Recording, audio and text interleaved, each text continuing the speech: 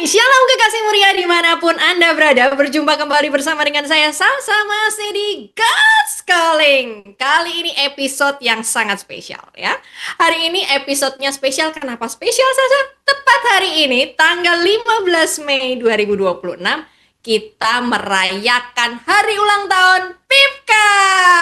Yeah. Dan hari ini merupakan hari ulang tahun yang ke-61. Tahun lalu kita ngerayain selebrasinya di Jepara ya. Tapi kali ini kita ngerayainnya secara virtual. Dan yang spesial, virtualnya kita nggak kaleng-kaleng. Karena kita akan kedatangan juga dua orang narasumber yang kece-kece badai. Saya import langsung dari pulau seberang. Dari pulau seberang yang udah mendekati ujung Onoh ya. Dan kita akan ngobrol-ngobrol, bicara tentang bagaimana Tuhan itu kok bisa ya panggil beliau-beliau ini dengan cara yang ajaib gitu. Dan bagaimana beliau akhirnya menerima panggilan itu dengan sukacita. Apakah ada jerninya atau ada sesuatu yang membuat mereka terhambat atau apa ya? Nah, kita akan bersama-sama mendengar kisah dan ceritanya yang pastinya kali ini gak kalah seru dibanding yang sebelum-sebelumnya. Nah, untuk sesi yang pertama ini, saya akan ngobrol dengan salah satu hamba Tuhan.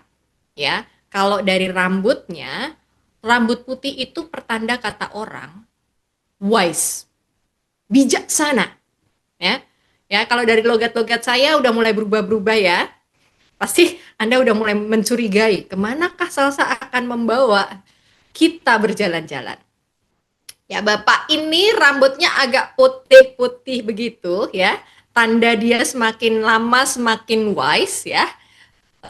Kita akan terbang menuju ke Sumatera Utara. Dan saya nggak akan panjang-panjang. Kita akan berkenalan langsung dengan Bapak Lingga Sinulingga. Halo Bapak, apa kabarnya? Halo Bu Salsa, selamat sore. Kabar baik, Tuhan yang menolong sampai di sini. Uh, Lihat kan rambut putihnya itu? Ya, tandanya beliau tambah lama tambah wise. Bukan iko wise ya, tetapi tambah bijaksana. Benarkah beliau bijaksana? Ya, kita cari tahu bersama-sama. Oke, Pak, saya mau tanya-tanya dulu ya. Ya Bu. Bapak namanya Bapak Lingga Sinulingga. Lahir di manakah Bapak ini? Apakah Bapak benar asli Medan? Atau Bapak Medan yang kesamping-sampingan? Oke Bu, terima kasih. Ya, saya memang asli dari Sumatera Utara, suku Karo ya. Lahirnya di satu desa, ya desa di daerah Kabupaten Langkat, namanya Desa Pematamunan. Dan saya lahir dalam keluarga yang bermarga Sinulingga. Jadi marga saya itu dari orang tua saya. Jadi asli orang Karo, ya suku Oh, Karo. asli orang Karo ya. Nah, saya Ya. pikir, lah ini mungkin orang tuanya bingung kali waktu cari nama. Lingga, Sinulingga, kok bagus banget gitu kan ya. Ini udah cocok logi nih gitu kan. Ternyata memang ini, kayaknya bapaknya udah terinspirasi dengan nama itu gitu kan. Nah, Pak, usia. Boleh tahu dong usianya. Ya, sekarang usia saya menuju 53 tahun. Belum genap Menuju aja, Pak. 53. Ya sudah setengah abad lebih lah ya. Ya kan? Udah cocok nih warna putihnya. Nah, bicara tentang usia dan kelahiran ya, udah tahu kebayang nih orang-orang Karo usia 53 udah tambah wise ya. Tapi kalau dari suaranya biasanya orang Karo itu kan eh, penuh dengan semangat. Betul kan? Halus loh nih Bapak nih. Ini termasuk nih orang Karo yang halus-halus betul ini. Tapi bukan mengurangi semangatnya ya. Buktinya Bapak ini sudah dikaruniai juga seorang istri. Seorang kan Pak? Ya, Tidak betul, banyak Bu. kan? Betul kan? Satu orang. Dengan seorang putri dan putra. Nah, begitu ya. Dan ini ada kisah menarik. Nah, tadi saya udah spoiling sebetulnya. Saya tanya-tanya dulu lah. Kepo sama Bapak ini. Pak, anaknya ini kan dua. Kalau Bapak Ibu Saudara sekalian kekasih muria mau tahu, Bapak ini punya anak dua cuman selisih 1 tahun. Hebat toh? Kita pikir 1 tahun. Nah, kalau kekasih Muria bertanya lebih jauh, anaknya emang umur berapa sekarang? Anaknya ini dua-duanya SMP. Nah, kok bisa umur 53 tahun anaknya masih baru SMP? Nah, ada ceritanya. Kita mau dengar dulu ceritanya ya. Karena kalau nggak dengar langsung dari Pak Lingga, nggak asik. Ya. Jadi gimana Pak? Kok bisa? Ada apa kegerangan? Usia berapa menikahnya? Kenapa anaknya baru SMP sekarang? Baik Bu, ya saya kan cerita sedikit ya sebelum menikah saya lahir baru, menerima Yesus, bertobat itu di usia 20. Jadi pada waktu itu karena sukacita surga itu saya miliki, saya pernah berdoa sama Tuhan, Tuhan, saya tidak akan menikah. Begitu. Jadi saya jalani hidup bersama Tuhan dan hmm, waktu genap Tuhan lihat ada banyak kebutuhan dalam hidup saya dalam pelayanan. Ya, satu waktu Tuhan berbicara kepada saya bahwa saya butuh penolong. Nah, waktu itu dalam acara Bible Camp kami, saya menemukan firman Tuhan. Inilah dia tulang dari tulangku dan daging dari dagingku. Tapi saya belum tahu siapa, gitu. Ternyata Tuhan ingin saya menikah. Saya sendiri nggak mau menikah sebenarnya, tapi Tuhan mau saya menikah. Lalu saya gumulkan, saya doakan, lalu saya dekati beberapa orang di sini dan menemukan yang mana sebenarnya tulang rusuk itu yang Tuhan sediakan tulang dari tulangku itu. Nah, dalam pergumulan dan doa itu saya menemukan istri saya hari ini. Ya, dulu kami pernah satu kelas SMA, tapi lama tidak komunikasi. Setelah itu dalam pertemuan pelayanan, akhirnya kami berdiskusi cerita dan akhirnya kami punya hati yang sama, iman yang sama, dan kami saling mendoakan. Saya bilang kita doakan 1 tahun, jika Tuhan memang siapkan kita akan masuk rumah nikah. Nah, kami jalani itu akhirnya 6 bulan kemudian kami sudah punya kesepakatan, kesehatian, dan mempersiapkan proses untuk pernikahan. Dan saya bilang kepada istri saya begini, Bu, nanti kalau kita menikah, kalau Tuhan suruh kita pergi keluar, mau kan ikut gitu. Dia bilang mau. Kalau nanti menikah dengan saya harus menderita loh, saya bilang. Saya pastikan itu loh, Bu. Ya, harus menderita karena menikah itu tidak gampang. Terus saya bilang kalau tidak punya anak, siap begitu. Ya, istri saya juga bilang siap. Akhirnya memang kami komitmen, kami sehati masuk rumah nikah itu. Nah, jadi pernikahan kami dikaruniai Tuhan itu setelah 5 tahun pernikahan. Kami tidak ada konsul ke dokter, tidak ada minum obat, kami hanya berserah kepada Tuhan saja. Ya, itu waktu Tuhan mungkin yang sediakan. Jadi selesai dalam satu pelayanan di daerah, kami melihat ada gejala, istri saya sepertinya sakit-sakit begitu. Seorang bidan bilang coba periksa mana tahu ada janin ya hamil gitu. Jadi setelah diperiksa ternyata positif. Nah, tapi dalam prosesnya dia harus bed rest total waktu itu 6 bulan. Karena sudah 5 tahun, sementara istri saya usianya hanya 2 tahun lebih muda dari saya. Begitu. Jadi kami turuti apa kata dokter dan puji Tuhan lahirlah anak yang pertama perempuan dan kami beri nama Nadia. Nadia itu artinya saya buat, nah ini dia gitu. Nadia Karista Sinulinga. Nah, ini dia gitu ya. Nadia Karista Sinulinga itu saya panjangkan Nadia, nah ini dia karunia Tuhan Allah Sinulinga. Sinulinganya tetap diikuti di belakang gitu. Nah, kami bilang sama dokter yang memproses kelahiran itu, dok, satu aja udah cukup, tutup aja karena kan usia istri sudah juga berusia begitu. Tapi dokter bilang jangan satu, rawan loh. Ya, kalau Tuhan karuniakan nanti satu lagi, enggak apa-apa. Kata dokter itu. Dokter itu juga rupanya sudah lahir baru, sudah bertobat, jadi dia mengerti. Gitu. Jadi oke, nggak jadi ditutup gitu. Akhirnya kami jalani lagi. Akhirnya setahun lebih gitu ya, belum genap 2 tahun memang. Akhirnya ada lagi tanda-tanda adiknya dalam kandungan. Jadi kami turuti apa nasihat dokter dan selesai proses kelahiran itu memang langsung ditutup. 2 sudah cukup. Ini karunia Tuhan bagi kita. Ya begitu. Wah, wah, ini kisah yang menarik ya. Berawal dari niat berselibat. Wah, ini saya nggak expect loh ya, karena kesungguhan lahir baru. Nanti saya akan sedikit mundur berkaitan dengan kelahiran baru tadi. Eh, Oke. itu masih di usia yang sangat muda. Kok berani Bapak nih kepikiran, udahlah aku nggak usah menikah saja. Kan padahal kalau orang Batak tuh punya anak laki-laki itu wajib Pak, ya kan? Karena penerus marga Pak, ya toh. Ya. Kok Bapak kepikiran nggak mau menikah, nggak mau punya anak? Itu gimana? Apa yang membuat Bapak sebegitu yakinnya saat itu untuk berselibat? Ya.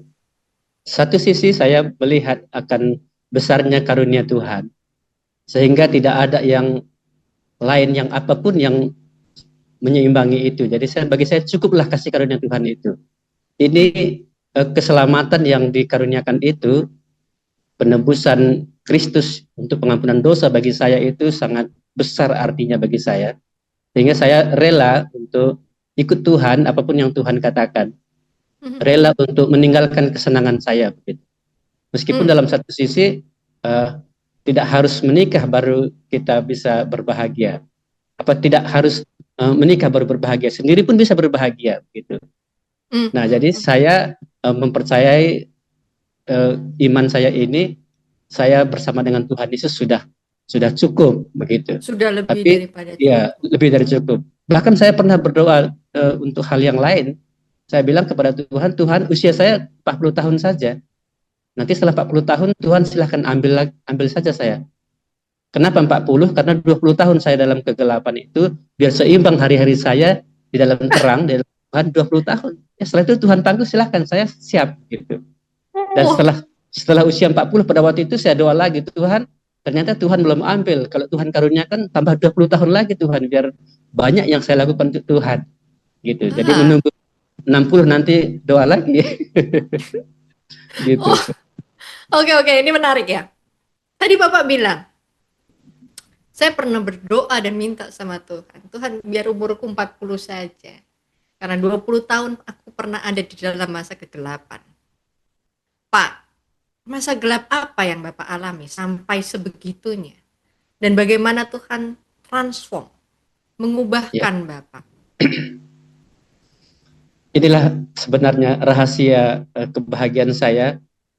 Kami lahir dalam keluarga yang bukan Kristen, lahir dalam agama pemena, orang Karo katakan ya, yang belum beragama itu. Dan waktu masih SD saya mendengar orang Kristen bernyanyi, saya begitu tertarik. Ya, ternyata kehidupan keluarga kami itu di dalam bayang-bayang kuasa kegelapan, dan untuk segala sesuatu harus ditanya dukun kampung gitu. Nah, ternyata setelah saya dengar banyak tentang firman Tuhan, saya tertarik dengan firman Tuhan itu. Ada satu firman Tuhan yang saya ingat waktu saya masih SD itu, carilah Tuhan selama ia berkenan ditemui. Berserulah kepadanya selama ia dekat. Kata-kata itu membekas di hati saya ingin cari Tuhan. Selama ini kami sering ada sakit. Saya lahir dalam keluarga, kami laki-laki semua dan saya anak kembar. Jadi kembaran saya juga ada. Jadi kami sering sakit dan juga berantem begitu karena masalah anak laki-laki memang suka berantem di daerah kami gitu. Jadi saya hidup di dalam lingkungan yang tidak baik. Keluarga juga yang kurang begitu harmonis karena laki-laki sering sekali emosinya tidak terkendali begitu.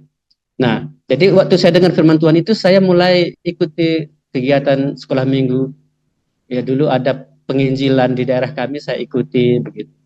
Nah, sampai SMP saya tidak menemukan yang disebut sebagai Tuhan yang bisa menyelamatkan, mengasihi saya gitu. Karena saya merasa kasih keluarga kurang, karena 4 bersaudara laki-laki semuanya itu, saya sepertinya jadi yang paling sulit gitu.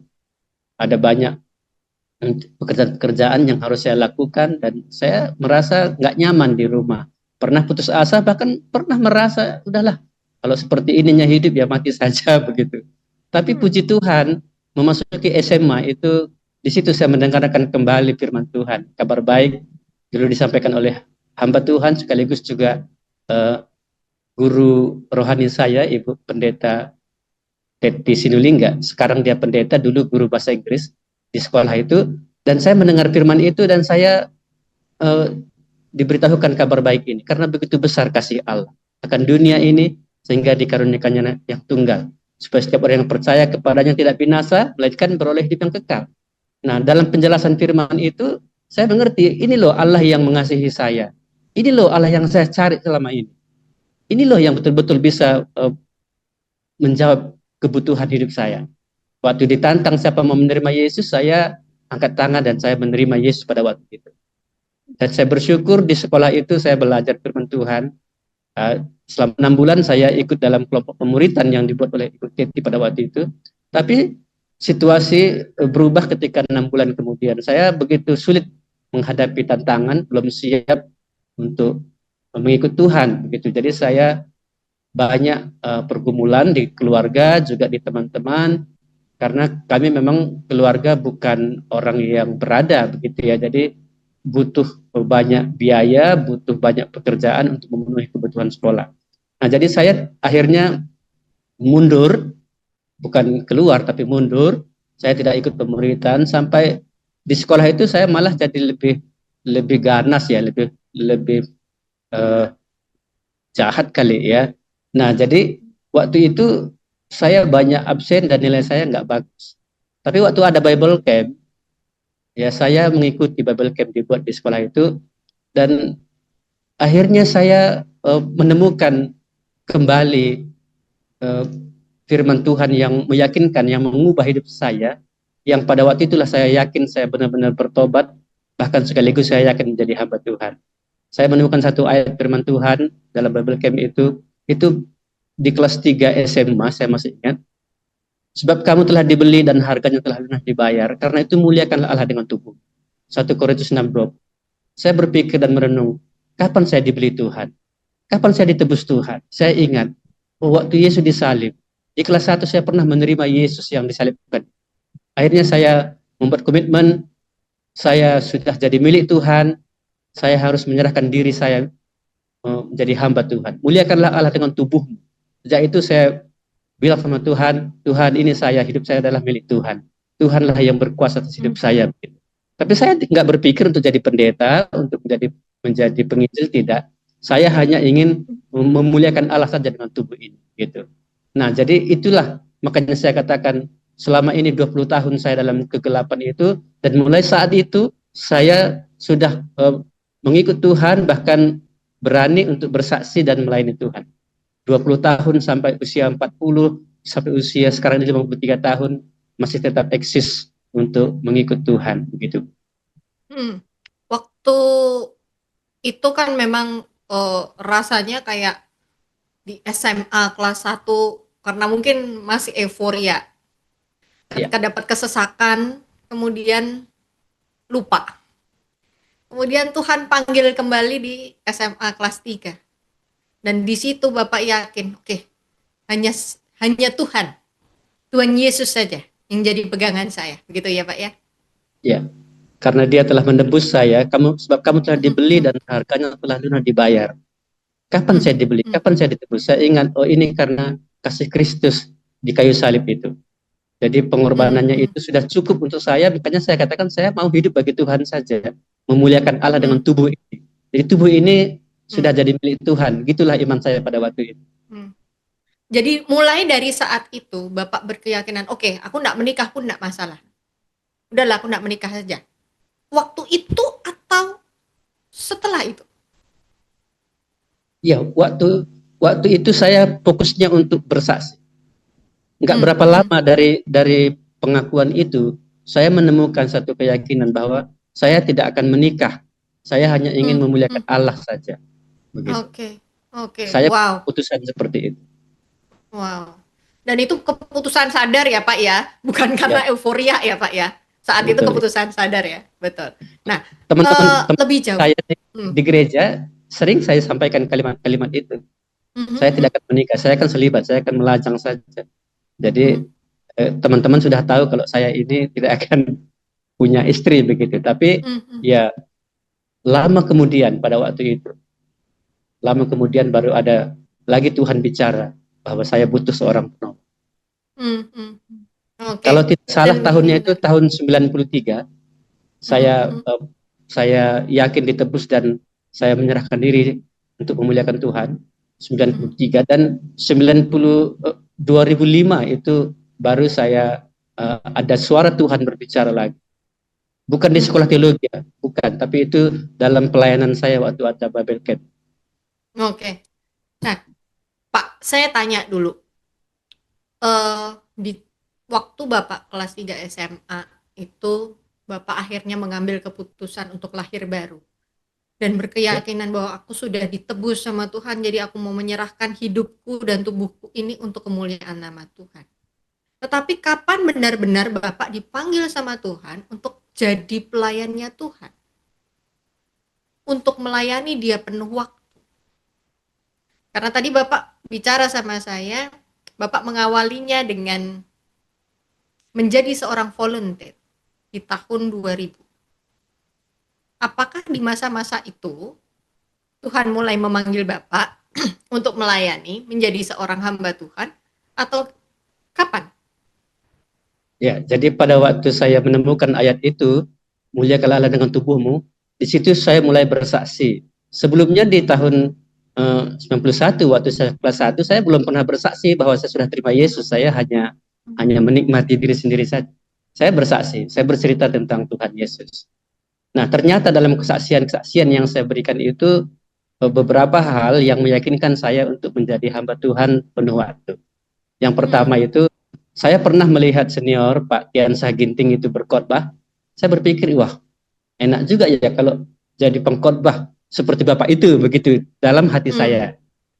Yang kedua, dalam acara Bible Camp pada waktu itu, saya dengar kakak senior, waktu itu kakak senior pembimbing rohani, dia berbicara kepada kami pada waktu itu. Saya sudah alumni SMA sebagai peserta Bible Camp, tapi saya sudah bukan lagi siswa. Lalu saya dengar kalimat dari senior itu, pembimbing itu berkata begini, mengapa kamu diam? Mengapa kamu tidur? Ini mereka semua butuh untuk dilayani, begitu. Kata-kata itu sepertinya saya yang ditunjuk begitu di antara teman-teman semua. Saya yang, wah, ini kenapa saya tidur? Memang saya bukan panitia, saya bukan pembimbing, saya hanya peserta alumni saja. Gitu. Tapi kalimat itu membuat saya yakin ini cara Tuhan untuk meyakinkan saya harus melayani. Begitu.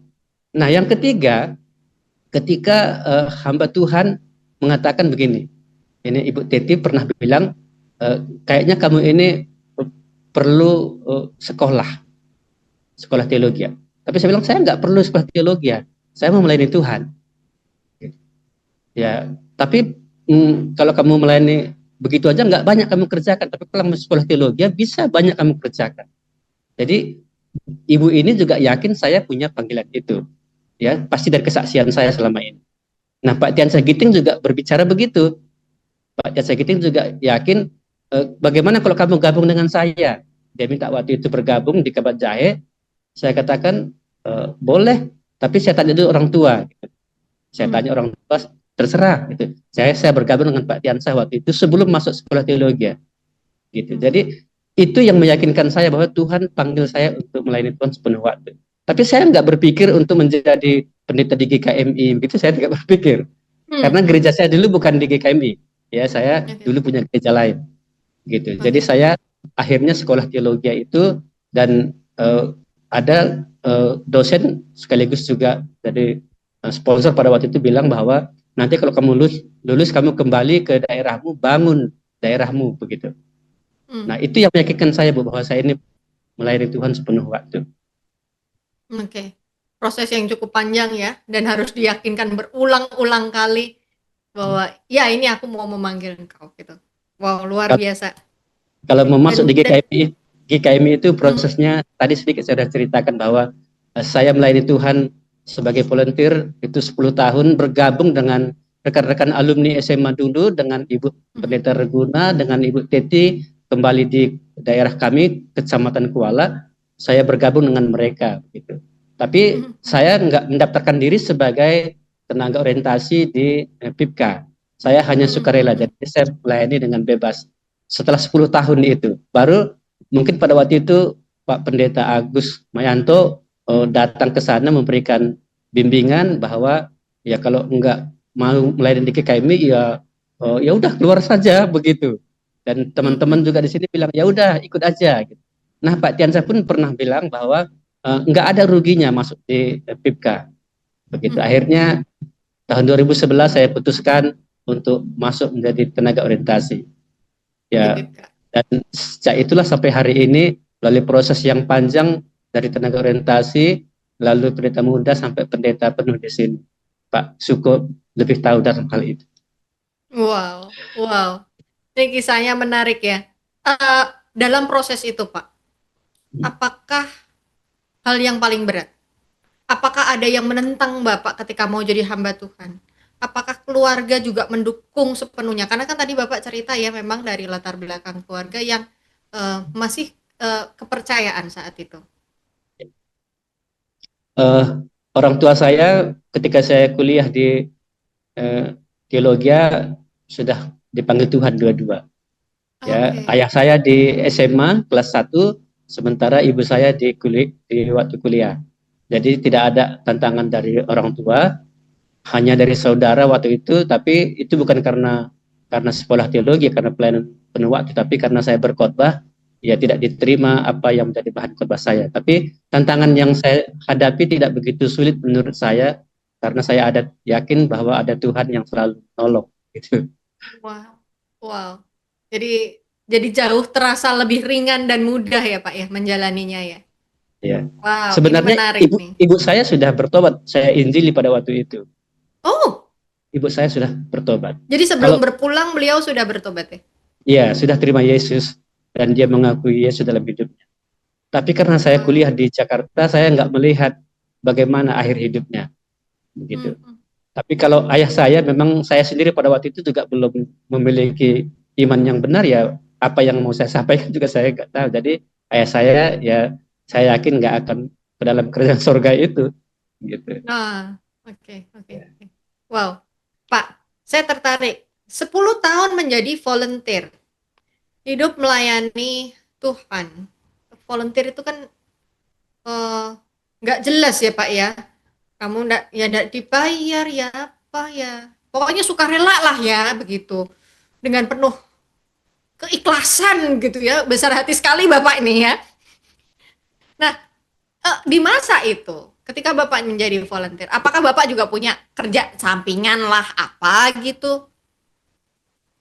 Ya, jadi saya selesai kuliah masuk di GKMI PIPK cabang Kuala waktu itu. Saya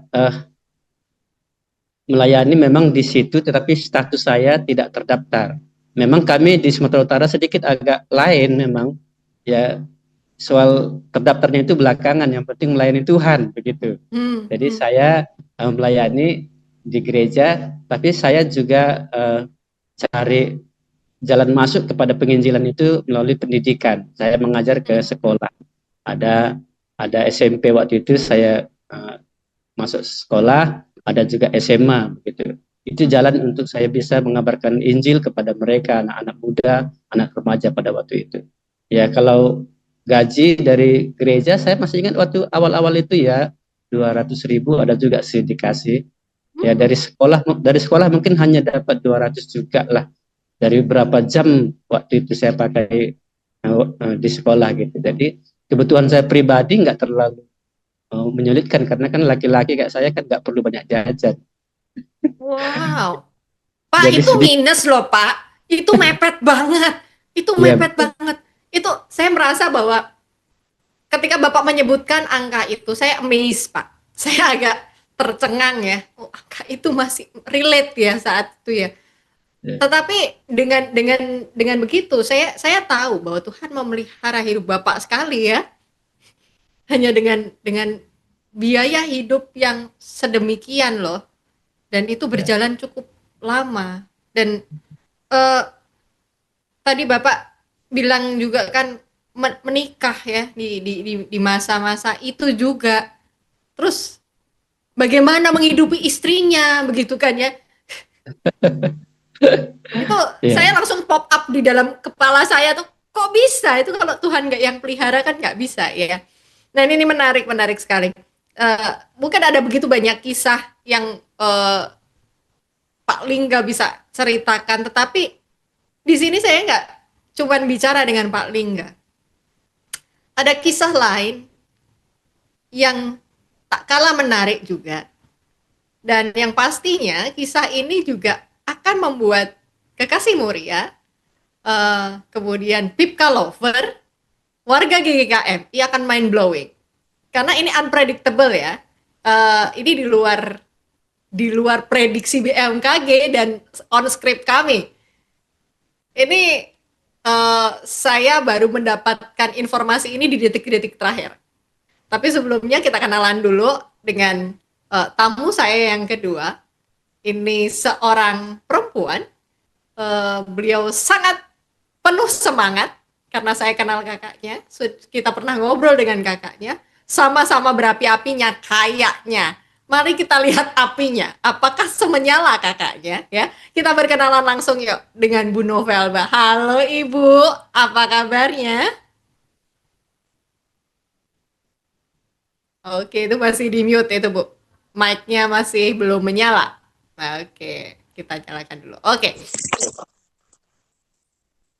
Iya, apa kabarnya Ibu?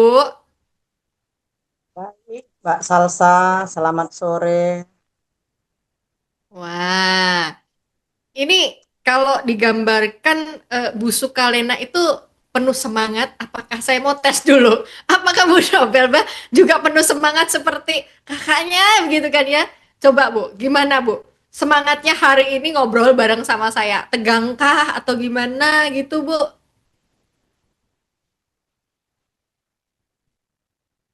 Iya, tampaknya terjadi kesalahan koneksi nih ya bersama dengan Bu Novelba nih.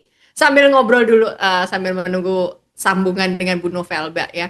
Hari ini kita akan jalan-jalan masih di sekitar Sumatera Utara ya. Jadi baik Pak Lingga maupun Bu Novelba sama-sama dari Sumatera Utara.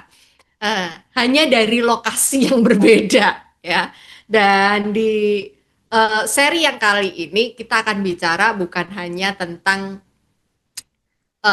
apa namanya pengalaman pribadinya masing-masing ya dari para gestar saya, tetapi juga akan bicara sesuatu yang pastinya menarik terkait dengan pelayanan mereka masing-masing. Oke, sekarang Bu Novelba udah tersambung lagi, kita cek dulu. Gimana Bu, aman? Bu Novelba aman? Oke. Oke, oke, kita lanjutin ya obrolan kita bersama dengan Bu Novelba ya hari ini ya. Oke, ini masih terputus-putus tampaknya. Oke, sudah aman, Bu?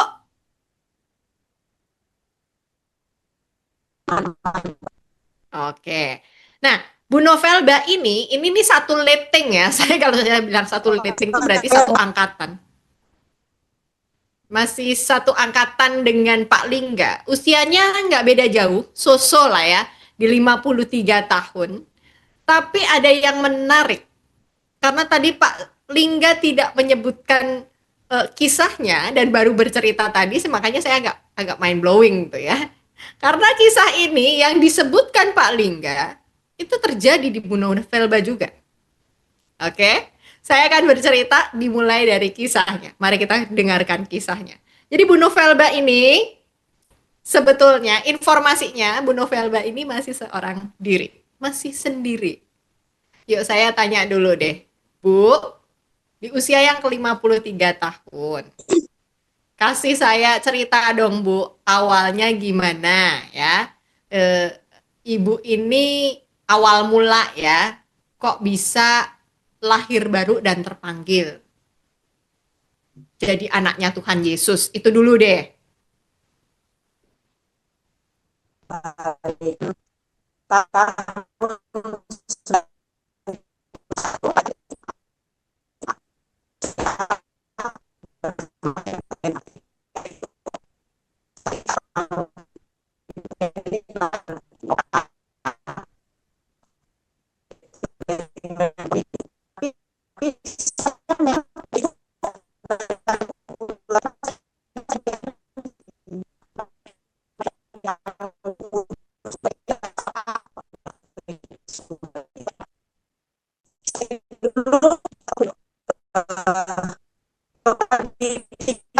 nggak nggak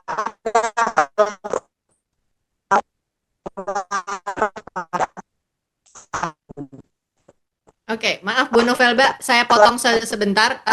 Bisa dicek dulu, ini sinyalnya Ibu kayaknya terputus-putus karena suaranya di tempat kami agak terputus-putus nih. Oke, bisa dipastikan dulu gelombang suaranya. Iya, ini masih terputus-putus suaranya, hilang timbul, hilang timbul, hilang timbul. Semoga yang hilang timbul hanya sinyalnya dan suaranya, tetapi koneksi di antara kita tetap terjalin. lagi mau hujan kan Pak. Oh, mau hujan, baiklah. Oke, oke. Kita lanjutkan obrolan kita. Eh, jadi awal-awal mula Bu Novelba ini lahir baru nih dimulai dari usia berapa nih? SMA kah? Samakah seperti Pak Lingga?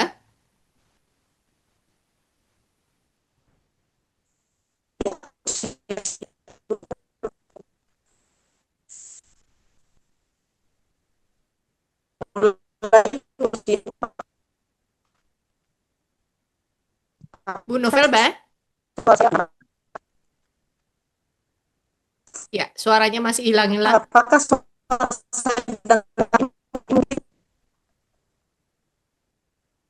Maaf Bu, suaranya hilang-hilang Bu. suara ini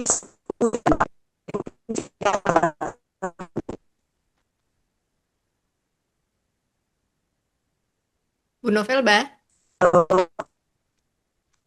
Oke. Halo. Oke, kita akan kembali biar Bu Novelba memperbaiki dulu jaringannya. Ini tampaknya ada masih terkendala koneksi ya.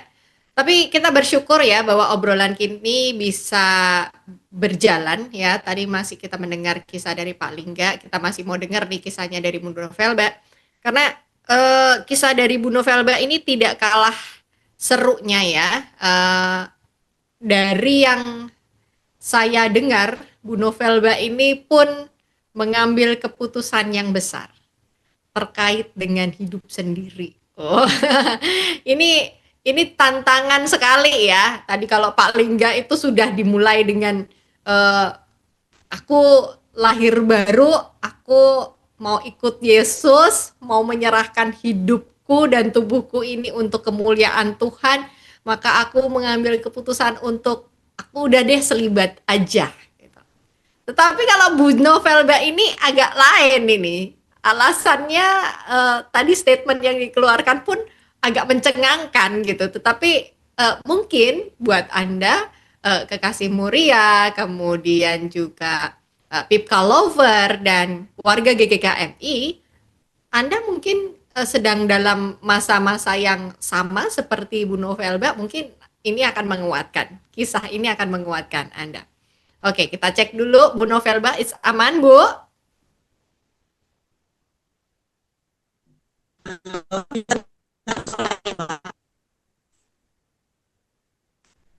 Tunggu, ini suaranya kok masih putus-putus ya di tempat saya. Apakah di tempat lain juga terdengar putus-putus? Iya. Iya, betul. Oke. Nanti mungkin biar Bu Novelba memperbaiki terlebih dahulu. Kita kembali ke Pak Lingga. Pak Lingga, saya mendengar bahwa Bapak saat ini menangani 3 cabang, betul ya Pak ya?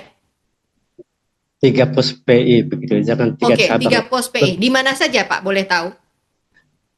Di tempat saya ini di GKMI Aletia Kuala, pos PI Tanjung Langkat, ya Kecamatan Salapian. Lalu satu lagi ada pos PI Bohorok, Kecamatan Bohorok, dan pos PI Seiskala di Kecamatan Selesai.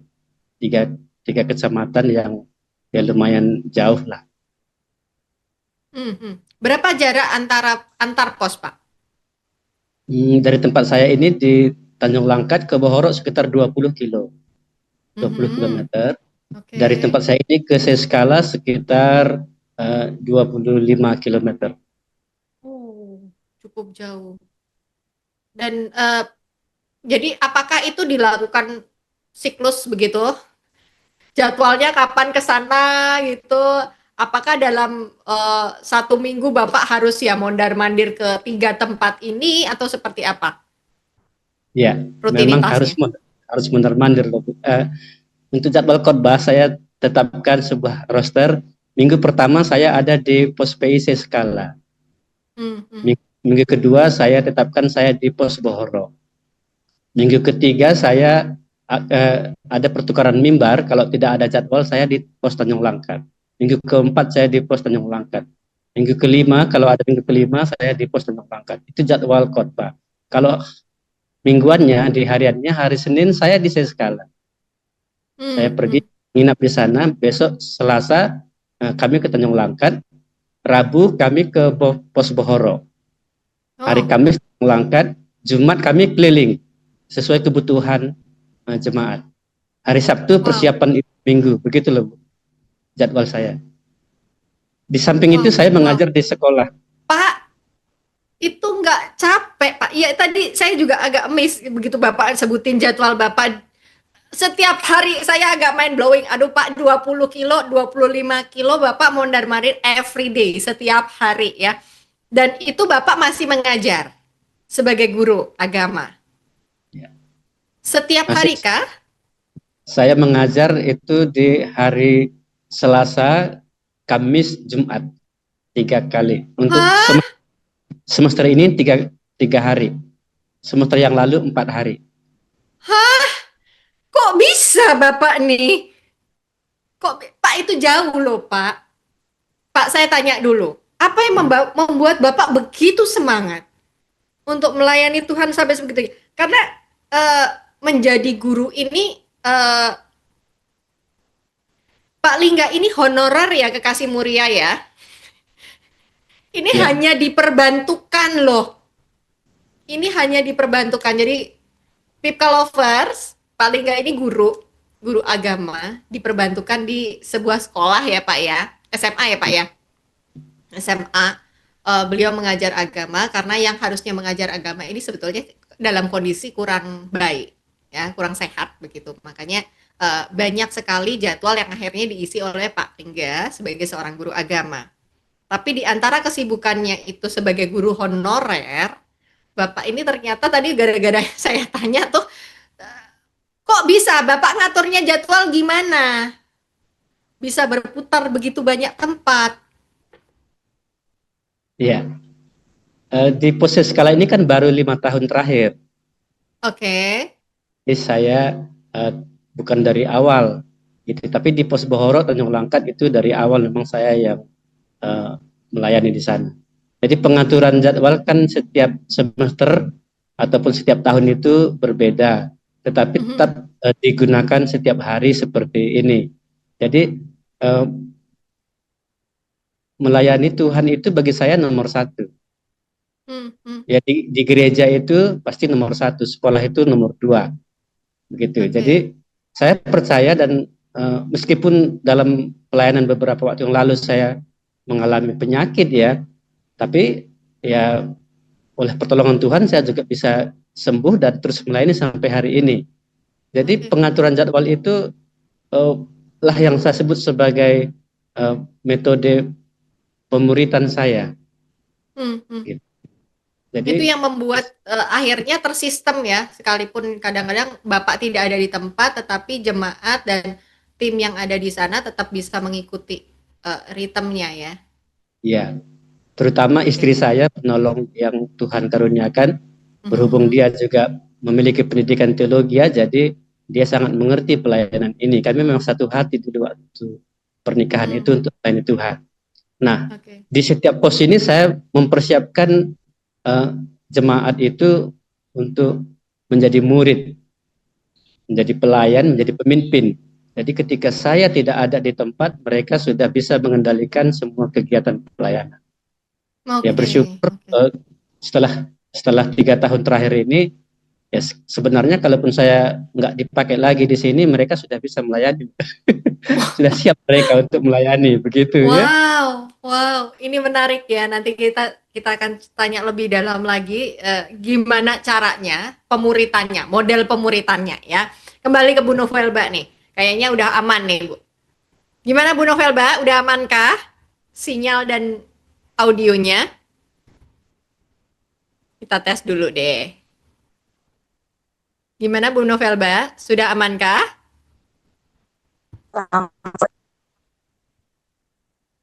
Coba dites dulu suaranya. Memang saya lagi, Pak. Oke, ini masih terputus-putus kayaknya, Bu. Selamat sore. Ini masih terputus-putus suaranya.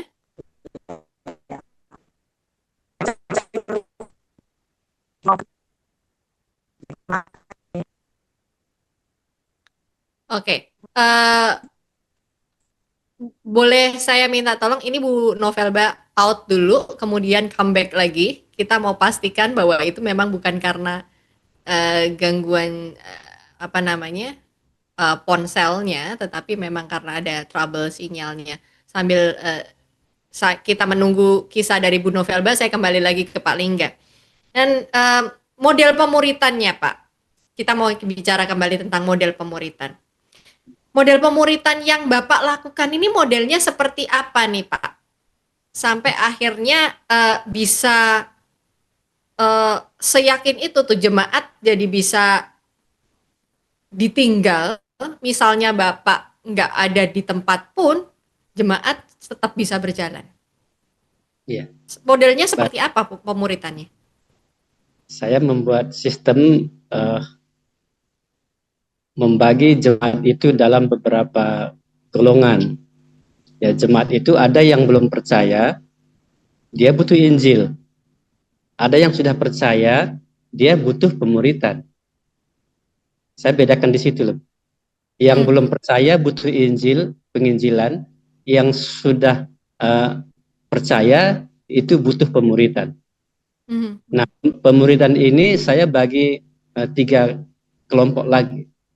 Ada yang namanya mentoring, pelayanan pribadi, bantuan.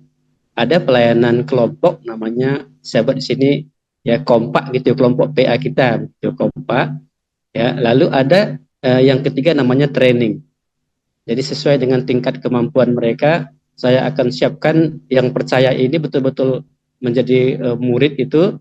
Mereka harus pribadi, saya harus bina, lalu dikelompokkan lagi mereka supaya mereka lebih cepat maju, lalu di training, dilatih untuk bidang-bidang pelayanan. Jadi tidak langsung diberikan pelayanan.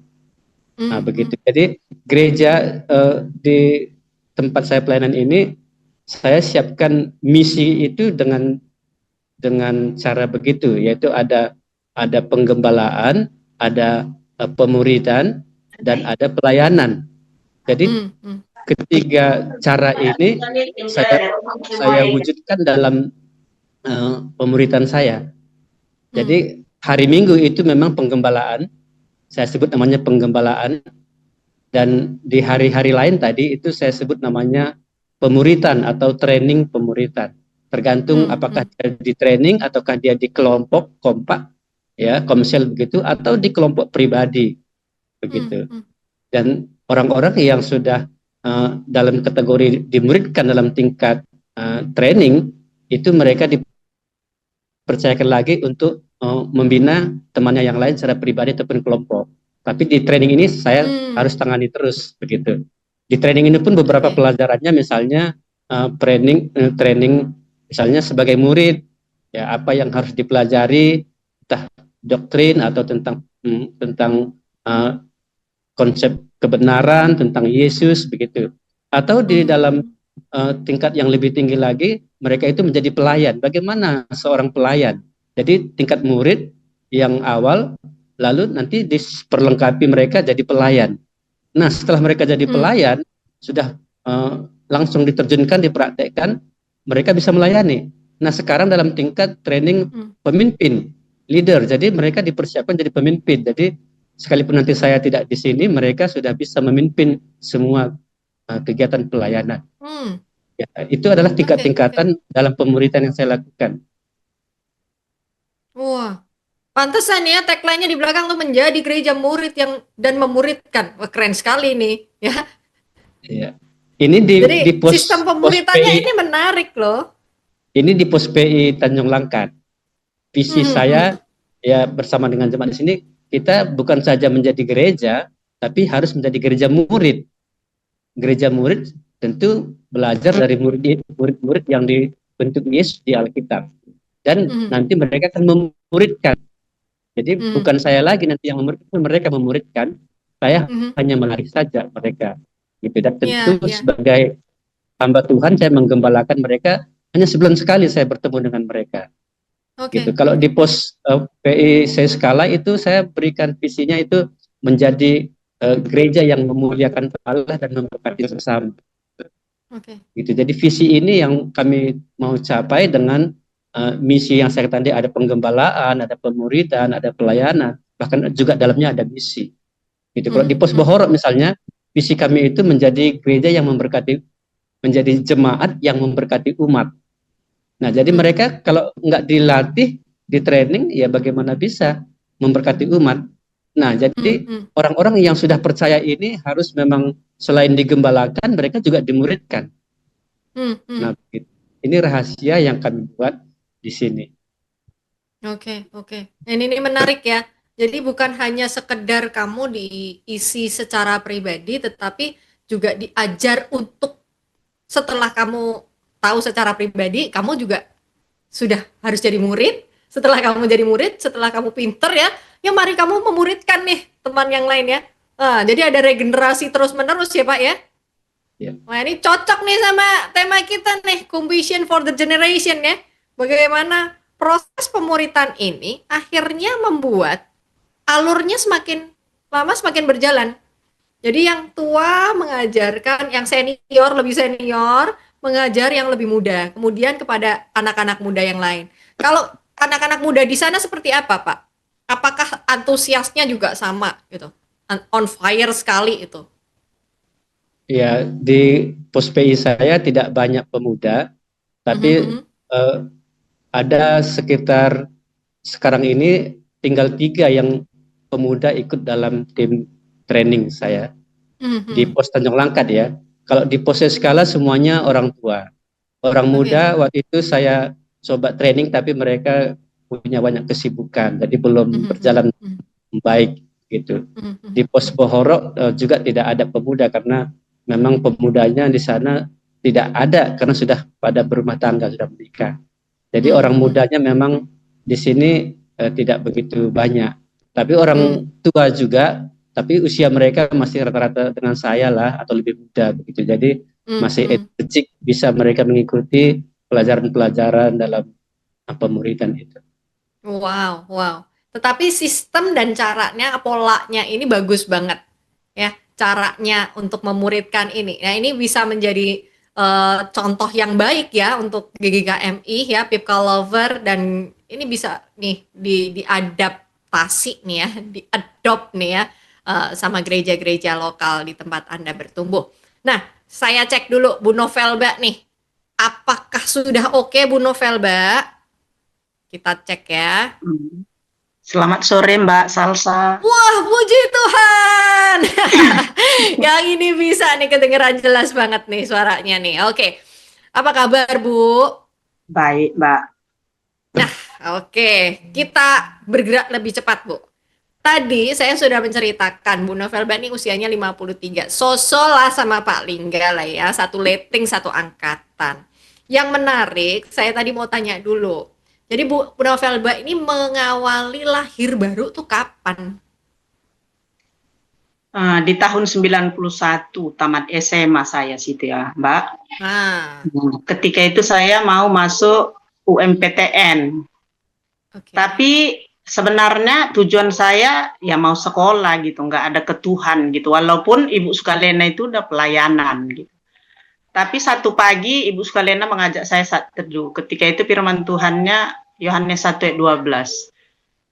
Tetapi semua orang yang menerimanya diberi kuasa menjadi anak-anak Allah, yaitu mereka yang percaya dalam namanya. Ternyata setelah saya selidiki, walaupun saya latar belakangnya orang Kristen, orang tua saya pekerja gereja, ternyata saya ini jauh di dalam lubuk hati saya nggak percaya ada Allah gitu berarti.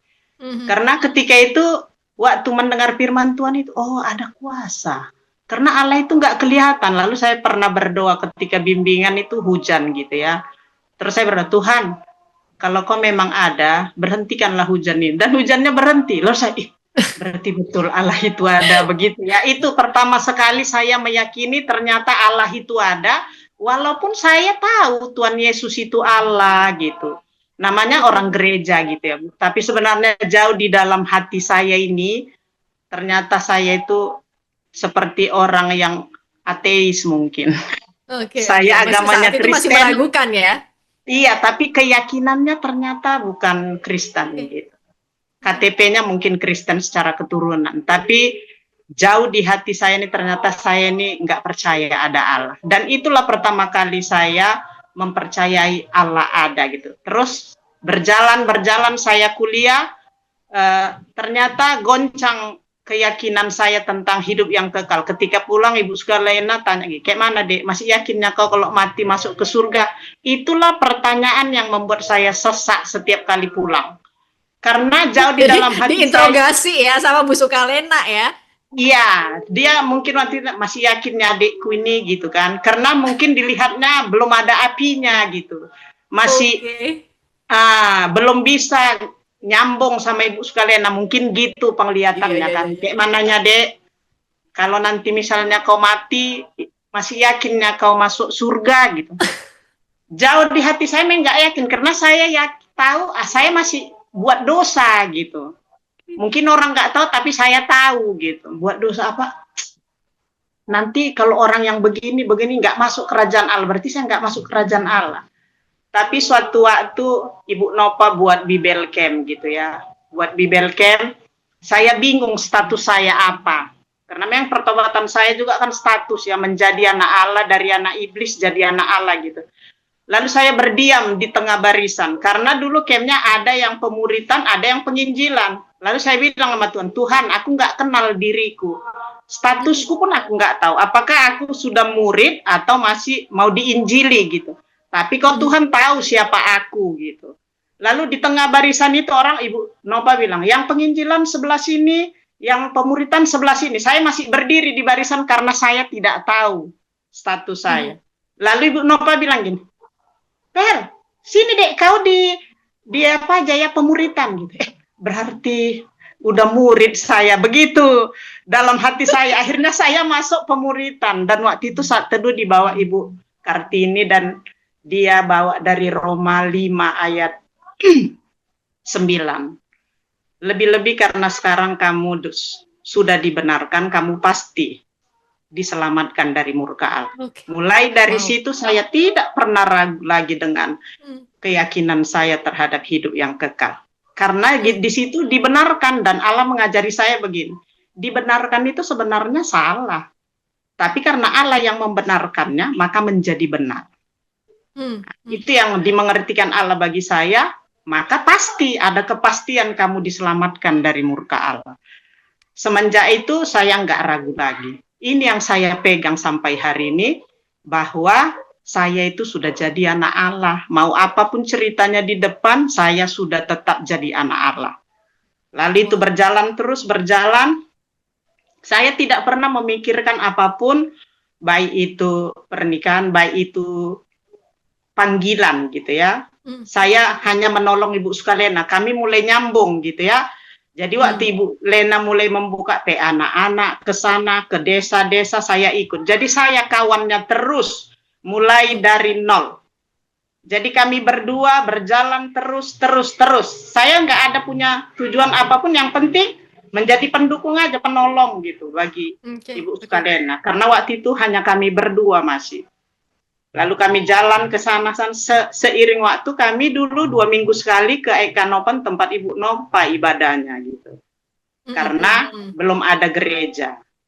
Lalu di situ ada kesaksian satu orang anak SMA, dia bilang gini, ketika saya bertobat, saya dipanggil menjadi hamba Tuhan. Terus saya bilang gini, dia kok tahu ya?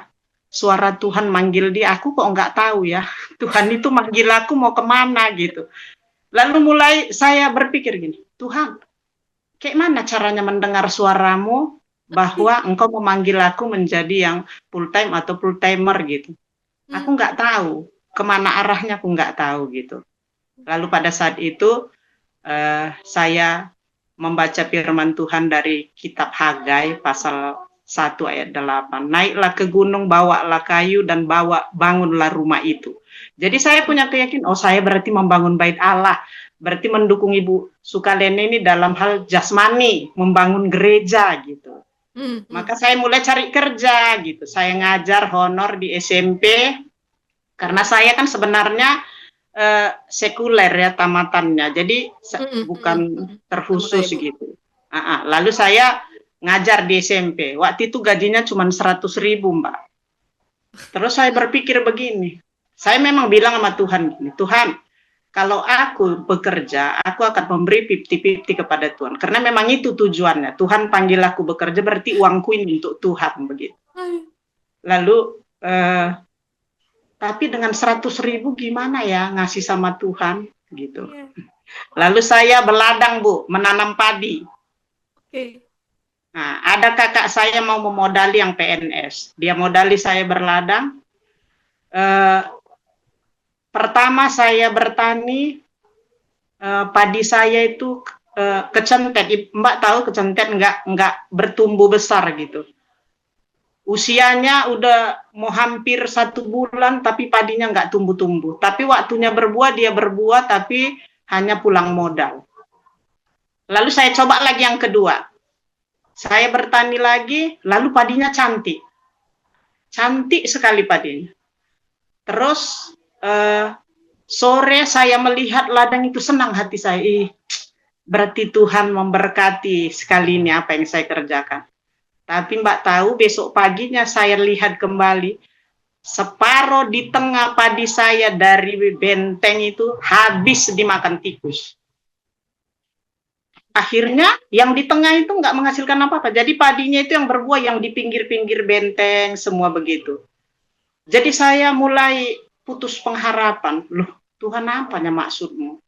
Kau suruh aku naik ke gunung kemananya? Merantunya begitu. Singkat cerita akhirnya saya bilang sama Ibu Sukalena, Kak, kayaknya aku harus pergi nih merantau. Bukan di sini aku. Jadi mau kemana kau? Ke Pekanbaru. Karena memang aku mau cari kerja, mau menghasilkan uang. Oh iyalah. Lalu Ibu Sukalena mengantar saya ke Pekanbaru gitu. Lalu saya di sana mencari kerja. Abang saya dulu di situ ada bagian personalia. Lalu saya masukkan semua lamaran saya karena jurusan saya memang teknik industri, jadi bagian pabrik. Lalu dimasukkan, tapi nggak ada panggilan. Lalu saya baca dari Petrus, engkau membangun bait Allah secara rohani gitu. Maka saya coba buka PA di sana. Sebenarnya saya untuk mengajari orang firman Tuhan, saya nggak punya, merasa nggak punya kemampuan gitu. Jadi saya ini hanya uang gitu aja. Kalau firman Tuhan saya nggak tahu Tuhan gitu. Tapi ketika lamaran saya itu nggak dipanggil, saya mulai melihat orang-orang di sana yang jauh dari pengenalan akan Tuhan di perkebunan. Lalu saya memulainya dengan istri abang saya, PA pribadi kami dengan dia. Akhirnya dia merasa gini, baru ini pelku dengar gitu ya, waktu saya dari Yesaya 1:18 gitu. Marilah, baiklah kita berperkara firman. Akhirnya kakak ipar saya itu bertobat, lalu dia mengajak semua istri-istri staf, dia bilang gini, Bu, mau nggak belajar firman Tuhan? Yang mengajarinya adik suami saya. Mau Bu, mau. Saya mulai itu PA ibu-ibu di situ. Lalu saya buka lagi PA anak-anak di Abdeling. Mulai dari Abdeling 7 sampai Abdeling 12. Jadi setiap sore saya PA dan kebanyakan itu suku Nias. Berjalan seiring waktu, terus sepertinya saya nggak enak jadi beban lagi bagi abang saya. Karena abang saya nggak mau mendengar firman Tuhan dari saya gitu. Kalau kakak ipar saya mau, tapi abang saya nggak mau gitu. dia selalu mau menguji-nguji saya gitu. Dia sering mau berdebat, tapi saya tahan aja, saya nggak mau gitu. Dia selalu ungkit ini untuk mencari kesalahan kau. Dalam artinya karena saya nggak teologi ya gitu, nggak cocok kau mengajari aku, mungkin gitu ya. Tapi saya diam aja. Jadi karena belum sehati, saya bilang sama Tuhan, Tuhan, aku nggak mau jadi beban lah bagi abangku ini. Nanti nggak bisa aku menjadi berkat di tengah-tengah dia. Saya mau bekerja lah supaya ada makan saya. Lalu saya berdoa, terus berdoa. Lalu di situ ada SD yang perkebunan diri kan. Rupanya guru agamanya keluar menikah, gitu kan. Baru dibilang kakak ipar saya, Pak, masukkanlah si Nopel ke situ jadi guru. Datang abang saya, nggak bisa lah, dia jurusannya bukan agama. Banyak itu lamaran bertumpuk jurusan agama. Dia jurusannya apa? Nggak cocok kayak gitu. Lalu aku bilang, gini aja bang, aku ngajar di situ nggak usah dibayar. Kan itu beda aku sama orang. Kok itu boleh katanya. Lalu saya dibilang abang saya sama kepala sekolah, itu besok ada yang mau mengantar lamaran, dia nggak digaji katanya. Datang kepala sekolah, nggak enak lagi tuh Pak, masa kami digaji Bu itu enggak. Iya ibu itu yang bilang, gini aja Pak, dari BP3 nanti kami kumpulkan lah, ibu itu kami gaji untuk uang minyaknya 300.000. Hati saya ini senang kali, karena saya berharap nol gitu ya, tapi akhirnya digaji untuk uang bensin. Hitung-hitungan saya dulu ya masih hitung-hitung. Iyalah, saya ke Adeling ngumpulkan anak-anak lagi. Ini nanti saya di sekolah, plok udah berkumpul anak-anak, saya tinggal hadir ngajar gitu. Gitu nilai yang saya perhitungkan gitu. Lalu mulai saya mengajar anak-anak semua. Itulah berjalan terus berjalan, dan akhirnya saya membuka ibadah di sana. Gitu. Kami ada 4 waktu itu. Tapi saya mulai agak bertentangan dengan manajernya gitu ya, karena dia punya gereja di situ, Gepin namanya. Nah, dia mau saya di gerejanya itu, cuman waktu konsultasi sama Ibu Sukalena, kau hati-hati gitu, jangan terikat apapun. Dia memang banyak tawaran, mau sekolah katanya. Saya mau jadi donatur begini, tapi saya tetap tolak, saya nggak mau gitu. Terakhir dia bilang mau jadi, banyak ditawarinya saya. Terus saya bilang gini, Pak, saya bukan mau cari kerja, saya mau menguji panggilan saya ini gitu. Nah, maksudnya gimana itu Bu? Maksudnya gini Pak, misalnya lah Bapak pergi lalu Bapak bilang sama orang yang di rumah, nanti dipel rumah ya, ini. Tapi satu pun nggak ada yang dikerjakannya, aku bilang. Tapi dia masak yang Bapak suruh dikerjakan, aku bilang. Apakah Bapak senang itu? Ya enggak lah. Gitulah Tuhan Pak, saya mau apa yang Tuhan mau. Sekarang ini saya masih mau menguji panggilan. Kalau jadi kepala sekolah itu kan bukan jurusan saya bukan guru, bukan tamatan guru, saya bilang. Jadi kamu mau kerjanya apa? Katanya. Saya mau kerja di pabrik, Pak. Oh, baiklah. Siapkan lamaranmu. Jadi saya siapkan lamaran, Bapak itu yang bawa, begitu ya. Tapi terakhir Bapak itu bilang, berdoalah ya, Nopel Bang. Kalau Tuhan mau, bisanya kamu masuk. Karena yang jadi keberatan mereka, kamu perempuan. Kalau perempuan itu pakai sip-sip tidak baik. Iyalah Pak, saya bilang. Akhirnya itu memang tidak jadi. Jadi karena beberapa hal, saya memang mengalami kegagalan di sana, Ibu. Akhirnya saya pulang ke Kisaran karena saya yakin itulah yang Tuhan mau. Saya pulang dan saya merasa enggak ini panggilan saya, enggak hamba Tuhan gitu. Ya udah saya bekerja aja lah. Lalu saya membuka usaha ponsel, gitu. Ini di rumah Bapak gitu. Saya buka ponsel, selain buka ponsel, buka gas juga. Pokoknya saya menghasilkan uang gitu. Tapi waktu saya terus berjalan, ketika itu menghadiri WMI gitu ya. Tapi saya masih terus ini dinyatakan seperti mau menjadi hamba Tuhan gitu. Tapi saya sendiri sudah kurang yakin gitu. Tapi waktu saya baca dari kitab Yeremia, hai anak darah Israel, aku akan meneruskan kasihku yang kekal. Berarti nggak berhentinya kasih Allah sama aku gitu. Jadi ya akhirnya saya coba lagi. Saya pernah juga mau buka BPK. Saya belajar di tempat Ibu Mariati selama 2 minggu. Pokoknya saya lari-lari, Bu. Sebelum menetap saya lari-lari lama sekali. Menolak apa yang dikatakan Tuhan gitu ya. Saya yang nggak yakin, Tuhan yakin gitu. Belakangan baru saya tahu Tuhan yakin terhadap saya nggak yakin terhadap diri saya itu. Gitu. Gitu ya. Wow. Iya. Jadi saya perlu kali suara Tuhan terus meneguhkan gitu. Kalau nggak ada suaranya saya nggak berani melangkah lagi gitu. Iya. Jadi saya kemarin kan selalu juga masih bingung juga kan ya, itu suara Tuhan kayak gimana kan ya? iya. Jadi saya selalu tantangannya itu dari dalam diri saya. Mungkin kalau dari keluarga udah Ibu Sukalena yang menghadapi karena dia yang pertama gitu ya. Kalau saya tinggal jalan mulus kalau dari keluarga. Tapi tantangannya dari diri saya sendiri kebanyakan seperti itu. Oke. Banyak yang tantangan, saya yang merasa nggak layak, saya yang merasa nggak mampu gitu. Makanya saya agak lama TO-nya karena memang saya seringnya Pak Suko bilang, tapi saya bilang saya cukup menolong Ibu Sukalena aja gitu. Kemana disuruhnya saya pergi, kemana disuruhnya saya pergi gitu aja. Tapi kalau untuk saya pribadi, saya belum punya keyakinan pada saat itu. Tapi setelah udah saya bilang sama, udahlah Kak, aku sama kakak aja mengurus anak-anak ini, karena ada 2 anak Ibu Sukalena.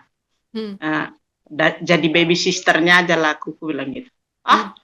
Ngapain pula kok jadi baby sister? Jadi aku pula nanti kena murka Allah, kata Ibu Sukalena gitu waktu itu.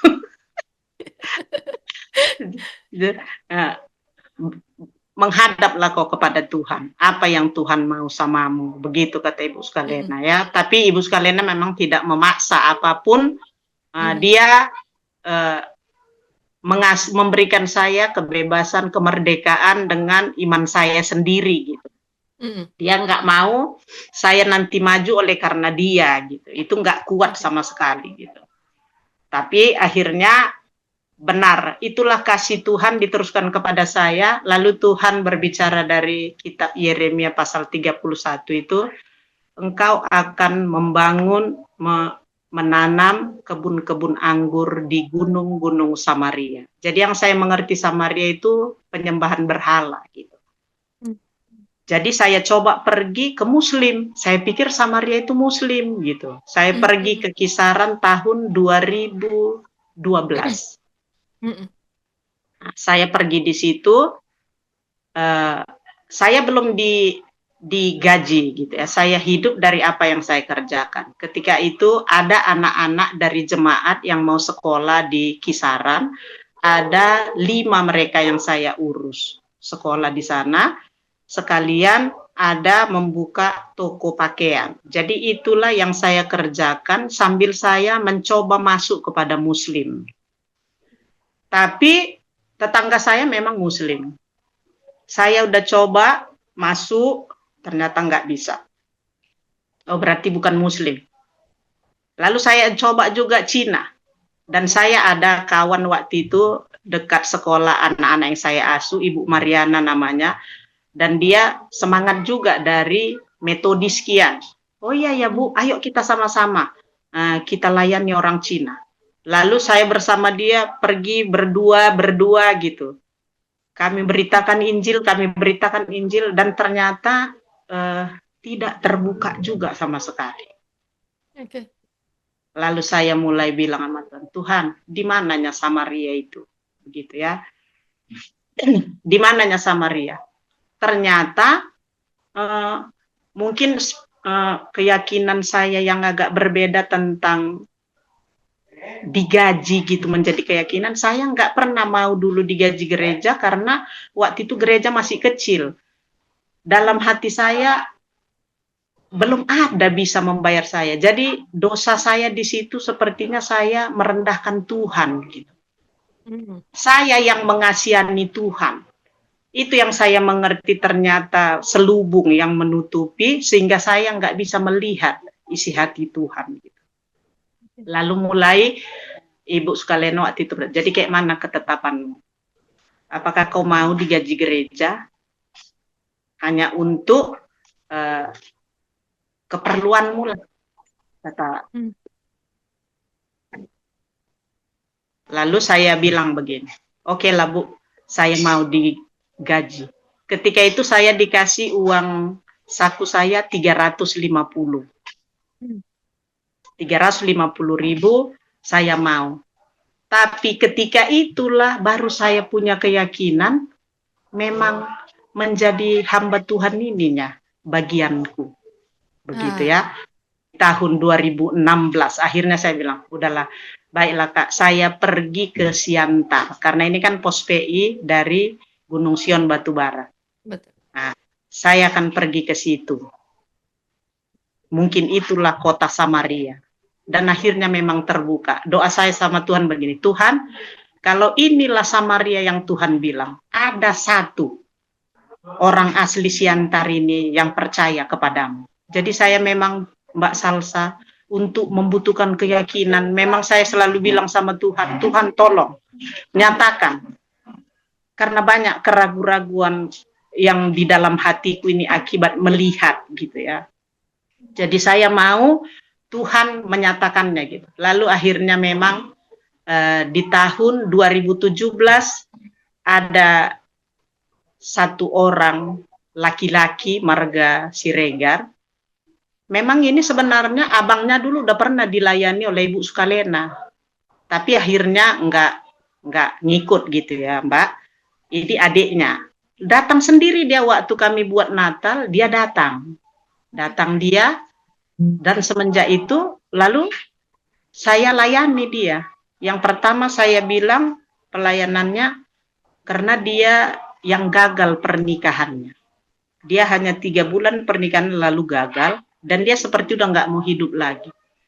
Jadi saya dulu Bu mau mati gitu dia bilang kan. Oh ya udah tahu tempatnya saya bilang. Waktu saya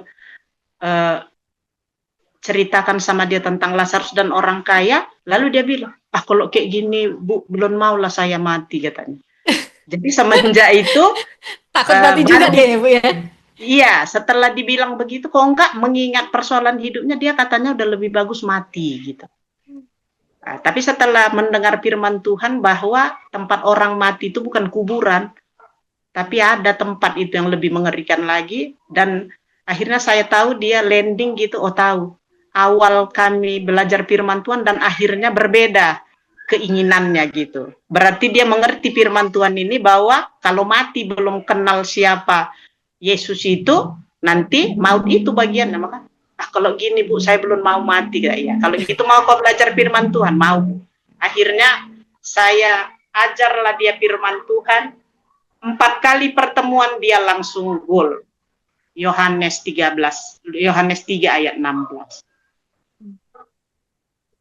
Karena begitu besar kasih Allah sehingga ia mengaruniakan. Dan dia mengertinya gini, Bu, yang mengaruniakan Yesus itu kan Allah, katanya gitu. Saya bilang, nah inilah seperti Alkitab, kalau saya berikan kepadamu kan jadi milikmu, itu kan Ibu yang memberikan. Lalu kalau Yesus yang memberikannya siapa? Itulah pertanyaannya. Lalu saya bilang, yang memberikannya Allah. Yesus diberikan kepada kita oleh Allah supaya tujuannya supaya kita nggak binasa, memperoleh hidup yang kekal. Jadi ketika dia bertobat, makin teguhlah saya, inilah kota Samaria itu. Maka saya punya keyakinan memang Siantar menjadi kota Samaria yang mau saya bangun dengan itu. Ya itulah Bu, panggilan mulai dari pertobatan sampai saya bisa mendengar keyakinan. Wow, luar biasa, luar biasa. Ini kisah yang keren sekali karena saya udah dengar. Jadi untuk kekasih Muria dan Pipka Lover yang belum sempat dengar kisahnya Bu Sukalena, wajib balik ya. Ini episode tahun lalu ya, kita ngobrol bareng sama Bu Sukalena dan itu seru banget, ceritanya keren sekali. Nah, ngomong sama Bu Novel nih. Tadi Bu Novel tuh sempat spoiling ke saya kalau Bu Novel itu akhirnya mengambil sebuah keputusan untuk berselibat. karena beliau merasa bahwa kalau perempuan itu diciptakan Tuhan sebagai penolong. Diciptakan Tuhan sebagai penolong. Nah, kalau misalnya sampai saat ini Bu Novel itu belum bertemu dengan seseorang itu, oh berarti belum ada pria yang mau ditolong sama Bu Novel. Bu, tadi yang Ibu tolong itu pria, Bu. Ya Ya, toh, ada ya. seorang pria yang Ibu tolong loh, Bu. Ya, si Samaria yang baik hati itu kan. Dia yang akhirnya menunjukkan pada ibu, oh ini yang Tuhan maksud dengan si Samaria itu, ya. Kota Mm-mm. Samaria itu ternyata di sini, kan yang meyakinkan dia, Bu, gitu. Dia pria yang membutuhkanmu, Bu, gitu. Dan ini menarik ya, karena ternyata Bu Novel juga melanjutkan pelayanan seperti yang dilakukan oleh Bu Sukalena, ya. Ada beberapa pelayanan sosial yang beliau memang kerjakan, Bu Sukalena. Uh, dan apakah itu juga diteruskan saat ini di Siantar, Bu?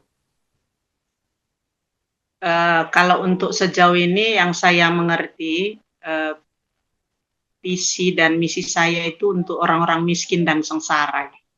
Oke, Jadi di oke. kota Siantar itu orang miskin dan sengsara. Ketika saya mendengar itu, yang saya mengerti orang-orang sengsara ini orang-orang yang tidak punya status gitu, baik status Hmm. anak, status istri, status pernikahan. Gitu. Di kota Siantar inilah saya bisa melihat kebobrokan itu semua.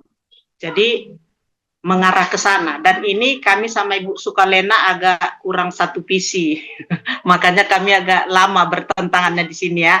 Kalau Ibu Sukalena kan Israel gitu. Yeah. Israel. Jadi waktu saya mendapat ini udah saya sharekan juga sama Ibu Sukalena gitu. Tapi ternyata kalau memang belum sehati nggak bisa jalan. Tapi belakangan ini Ibu Sukalena membagi berkat kepada saya. Ternyata memang bukan di sini tempatnya, katanya gitu. Berarti seperti yang kau bilang itunya, orang miskin dan sengsara. Makanya kami udah jadi pindah pos PI, Bu. Yang pertama di pusat kotanya, saya agak ke pinggirannya.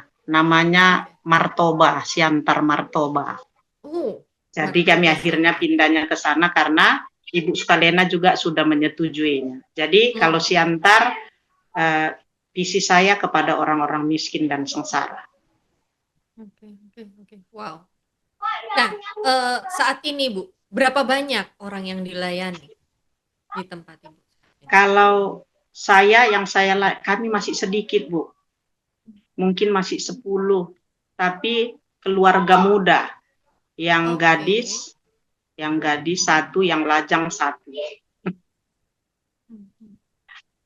Wow. Nah, dari perjalanan itu, Bu, begitu susah ya up and down-nya dan ternyata menguji panggilan dan mendengar suara Tuhan. Mas, ini beneran suara Tuhan kayak gini nggak? Ternyata susah ya, Bu ya. Iya. Nah, dalam perjalanan itu saya tahu dan yakin bahwa apa yang diturunkan dan oleh Bu Sukalena kepada Bu Novel ini juga merupakan bentuk kerinduan hati seorang kakak ya. Makanya tadi ditanya, sudah yakin belum kalau mati kau masuk ke surga gitu ya? Iya. Bahwa hati untuk anak muda, hati untuk adiknya pun dia masih pikirkan ya. Jangan sampai adikku nih ya, kalau mati dia enggak masuk surga kan ya. Dan ternyata Tuhan masih panggil Bu Novel sampai saat ini dan ditempatkan saat ini di Siantar. Wow, luar biasa. Ini dua kisah yang menarik. Dua kisah yang menurut saya saling melengkapi.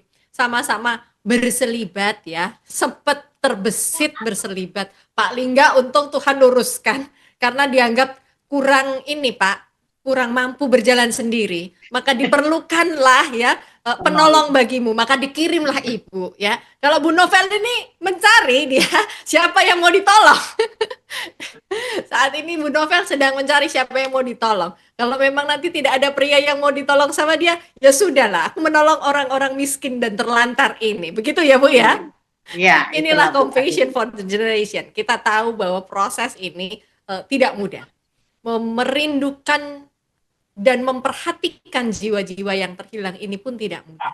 Sebuah perjalanan yang panjang yang dijalani Bu Novel berdasarkan ceritanya. Begitu juga dengan Pak Lingga yang harus mondar-mandir ke 3 tempat. Tapi Tuhan masih sertai. Dan saat ini, di episode yang spesial ini, di hari ulang tahun PIPKA yang ke-61, hadir juga bersama dengan kita Pak Suko sebagai eksekutif dari PIPKA yang akan ngobrol-ngobrol juga bersama dengan kita. Bicara tentang Compassion for the Generation, berdiri atas PIPKA, karena PIPKA punya kerinduan yang besar untuk bisa menjangkau anak-anak muda, untuk bisa berjalan bersama dengan anak-anak dan meregenerasi anak-anak muda ini. Ada orang-orang baru dengan spirit-spirit yang menyala-nyala bagaikan api berwarna biru ya. Coba lihat simbolnya 61 itu seperti nyala api yang berwarna biru itu ya. Pembakarannya penuh dengan semangat. Seperti itulah PIPKA. Yuk kita ngobrol bareng dengan Pak Suko malam hari ini. Halo Pak Suko, selamat malam. Selamat malam, Bu Wow. Salsa. Selamat ulang tahun Bapak. Senang sekali ya kita menyambut 61 tahun. Tahun lalu kita udah bareng-bareng, tahun ini kita bareng-bareng lagi. Gimana perasaannya Pak? Terpujilah Tuhan ya. Tentu semua ini pekerjaan Tuhan Yesus atas PIPKA, atas GKMI, atas kita semua. Dan secara khusus saya sangat terberkati dengan satu ruangan bersama dengan hamba-hambanya yang luar biasa. Pak Lingga, Bu Novel, saya kenal baik dengan kedua hamba Tuhan ini. Dan saya semakin dikobarkan betapa pentingnya Compassion for the Generation itu. Tentu atas PIPKA, atas kita semua. Senang Bu Salsa karena 61 tahun Tuhan telah sertai. PIPKA ini miliknya Tuhan dan kami percaya bahwa Tuhanlah yang akan meneruskan membawa PIPKA ini menjadi berkat bagi generasi demi generasi. Wow, kita tahu ya, ini bukan sekedar selebrasi yang biasa. Karena kalau yang kemarin warnanya tahun 60, itu kalau teman-teman dan kekasih Muria juga PIPKA Lover ingat, ada carang, ada biji gandum, warna orange yang melambangkan ada spirit yang baru, ada kerinduan untuk generasi-generasi ini. Kali ini warnanya beda ya. Harusnya Bang Ken hadir bersama dengan kita dan menjelaskan what the reason kenapa dia gambar ini. Tapi satu yang saya ingat, beliau mengingatkan tentang bahwa ada spirit baru di PIPKA terkait dengan pemilihan warna biru. Betul ya Pak ya? Ya, betul. Kenapa Pak? Boleh dong ceritain sedikit tentang lambang ini dong? Ya, tentu ini angka dari 61 ya Mbak. Dan angka 1 itu menunjukkan bagaimana sebuah progresif kemajuan atas jiwa-jiwa, atas pelayanan. Dan lambang biru ini bermakna kematangan, kemurnian, tentu atas pekerjaan Tuhan bagi PIPKA. Kita berharap bahwa ya PIPKA akan Tuhan terus bawa dalam sebuah pelayanan yang semakin matang, semakin maju, secara khusus juga menghadapi tantangan bagi kita bersama bahwa banyak jiwa yang terhilang justru juga dari generasi-generasi muda, anak-anak, dan itu tentu akan menjadi keprihatinan kita semua di aras lembaga, gereja, bahkan hamba-hamba Tuhan dan orang-orang percaya ya harus punya keprihatinan terhadap hal ini. Dan PIPKA rindu supaya kegerakan PIPKA juga bertumpu atas kepedulian kepada generasi-generasi ini, Bu Salsa. Wow. Jadi bukan hanya tentang target pangsa sasaran ya yang anak-anak muda, tetapi PIPKA juga rindu ya bahwa akan lahir anak-anak muda yang rindu untuk melayani Tuhan. Rindu juga untuk menjangkau jiwa-jiwa. Rindu juga untuk mengabarkan firman Tuhan menjadi bagian dari PIPKA. dengan spirit dan semangat yang baru, yang api menyala berwarna biru tadi ya, powerful nih ya, sudah penuh dengan semangat nih. Pembakarannya udah optimal banget nih. Kita sudah ada di level yang berbeda memang. Pipka bukan lagi anak bawang seperti kemarin, tetapi Pipka sudah menyala begitu ya. Menyalanya nih udah powerful banget nih. Nah, spirit Pipka ini yang juga ditularkan oleh teman-teman kita dari sesi-sesi yang sebelumnya, di sesi 1, 2, 3, dan ini yang keempat. Dan saya percaya sekali bahwa spirit ini juga yang akan ditularkan kepada kekasih Muria, Pipka lover, bahkan warga GGKMI. Bahwa ada kerinduan untuk terus melayani Tuhan. Meskipun ya, tadi seperti yang diceritakan Pak Lingga pun nggak mudah-mudah banget kok. Bu Novel juga ternyata perlu menguji berulang-ulang kali panggilannya. Bahkan cross check dulu deh, ini beneran suara Tuhan gak ya? Suara Tuhan tuh kayak gimana sih? Atau mungkin Anda saat ini juga sedang bingung ya, ini beneran gak sih Tuhan ini panggil aku? Itu bener gak sih panggilannya seperti ini? Atau jangan-jangan aku yang baperan aja nih, cuman perasaanku. Ternyata tidak. Kalau Tuhan mau, Tuhan itu gak pernah ragu. Seperti kata Bu Novel tadi ya, yang ragu-ragu sama diri kita sendiri tuh kita. Tuhan tuh gak pernah ragu sama kita. Nah, seperti itulah. Pipka ingin juga hadir sebagai salah satu wadah ya buat teman-teman yang rindu juga untuk melayani. Ada begitu banyak program yang disajikan oleh Pipka, murid ya Pak ya. Ada program-program pemuritan yang mungkin teman-teman dari gereja-gereja GGKMI ingin terlibat di dalam pelayanan ini. Boleh banget. Join bareng dengan Pipka, kontak dengan Pipka. Anda akan terus difasilitasi ya untuk mengenal panggilannya. Mungkin seperti Pak Lingga dan Bu Novel, Mbak, nggak gampang loh untuk mengenali panggilannya juga sampai akhirnya Tuhan yang teguhkan sendiri dengan caranya. Mungkin melalui program yang disajikan oleh Pipka ini juga akan menolong teman-teman sekalian untuk menemukan panggilannya. Begitu ya Pak Suko ya? Ya. Ada pesan terakhir nih Pak Suko sebelum kita mengakhiri obrolan kita hari ini di ulang tahun ke-61. Ini hamba-hamba Tuhan hari ini sudah tersebar ya di gereja-gereja nih. Udah mulai perjalanan karena pagi hari tadi udah mulai berangkat semua menuju ke lokasi masing-masing nih ya. Ini hari ini, besok kelihatannya dari Pipka juga udah ada yang mulai datang nih di Jepara. Ya, sedikit kisah bahwa api kemuritan yang saya peroleh dan Tuhan peliharakan sampai sekarang ini melayani menjadi eksekutif Pipka adalah dari Sumatera Utara, Bu Salsa. Jadi 24 tahun yang lalu, 2002, saya berjumpa dengan guru-guru dari Pak Lingga, dari Bu Novel, dan saya 6 bulan secara bergantian dimuridkan, belajar dan mengecap pemuritan dari Sumatera ini. Pak Lingga tadi menyebut Bu Teti Sinulingga, saya juga belajar di tahun 2002 itu kepada beliau. Almarhum Pendeta Antoni Tarigan, Bu Novel tadi menyampaikan tentang Bu Nova, ya, Nova Huta Barat, Pendeta GKMI di Aik Kenopan. Saya belajar di sana.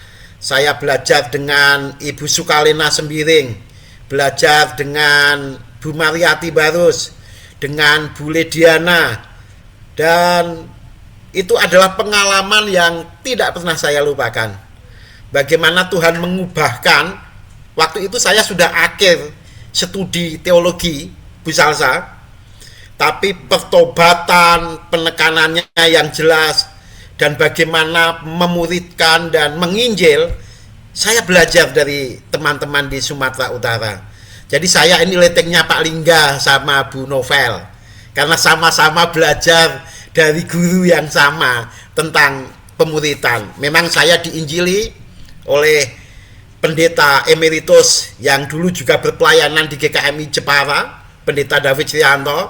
Saya mendengar Injil pertama kali oleh beliau dan bertobat menerima Tuhan Yesus dan meninggalkan kepercayaan yang lama juga oleh beliau, tapi kemudian belajar teologi, panggilan dan kemuritan di Sumatera Utara ini.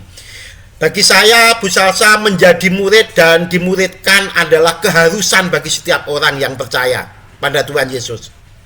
Seperti di Matius 28 ayat 19 sampai 20. Jadikanlah semua bangsa muridku dengan jalan bagaimana dibaptis, kemudian diajar, dan juga pergi bersama gurunya, atau bahkan nanti tanpa gurunya, seperti Pak Lingga, seperti Bu Novel yang juga pergi tanpa gurunya untuk melakukan hal yang sama, yaitu untuk memuridkan.